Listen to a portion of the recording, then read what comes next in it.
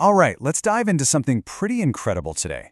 We're looking at an ancient text that lays out a wild story of betrayal, revenge, and a full-blown battle for an empire. Seriously, it reads like a modern political thriller. And the craziest part, history seems to have followed this exact blueprint step by fascinating step.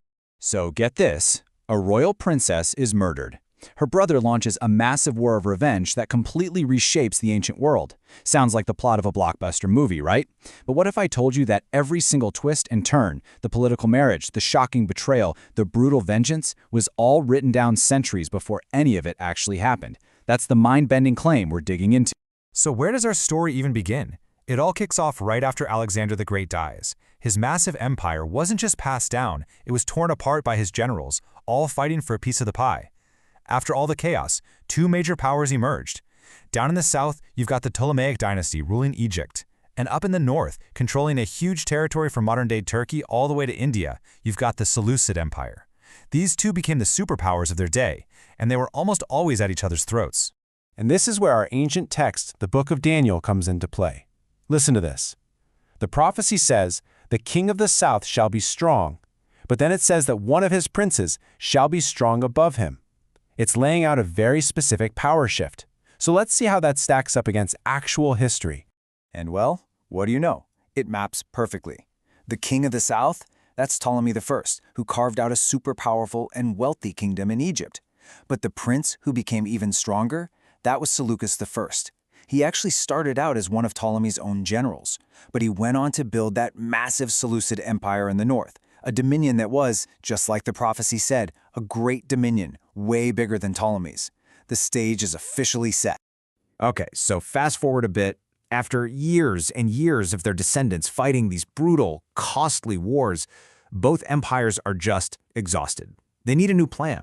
So they decide to try something different.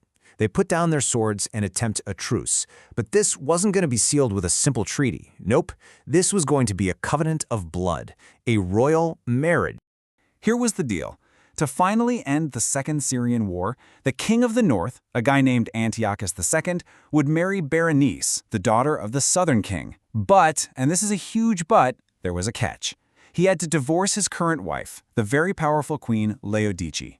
You can just feel the drama, right?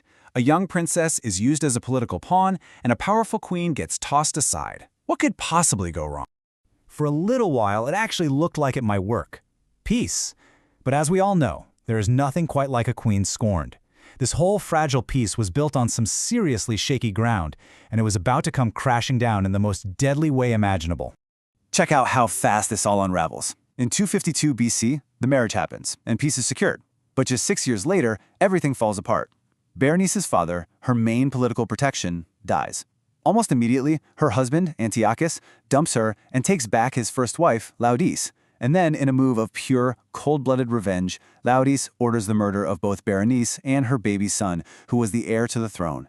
Just brutal. Now, let's go back to that prophecy, written centuries earlier. It says, "But she shall not retain the power of the arm." That's Berenice losing her influence. Then, "Neither shall he stand nor his arm," which points to her child, the heir. And finally, the chilling part, "But she shall be given up," a dead-on prediction of her murder. The parallels here are just staggering. But this story is far from over. You don't just murder a royal princess and get away with it. Back in Egypt, a new king is on the throne, and he just so happens to be Berenice's brother. He's about to unleash an absolute storm of vengeance on the north. You see, the prophecy talks about a branch of her roots rising up to get revenge. And who was this branch from her family tree? It was her brother, the new king, Ptolemy III. Wasting no time, he gathered his army, marched north, and kicked off what we now call the Third Syrian War. And his campaign wasn't just successful, it was devastating.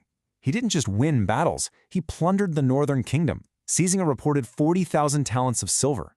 To put that in perspective, that's a fortune so vast it's hard to even comprehend, even by today's standards. His victory was just total. He conquered huge territories, he seized all this incredible treasure, and get this, he took 2,500 of their religious idols back to Egypt as spoils of war, which happens to fulfill another very specific part of the prophecy. The text even predicted he would live longer than his rival, the king of the north. And he did. Okay, so we've walked through all the drama The intrigue, the backstabbing, the war. Now it's time to put all the pieces together. Let's really look at how precisely this ancient prophecy seems to line up with recorded history. It's like looking at a blueprint. So let's just lay it all out side by side. The king's daughter of the south, that was Berenice.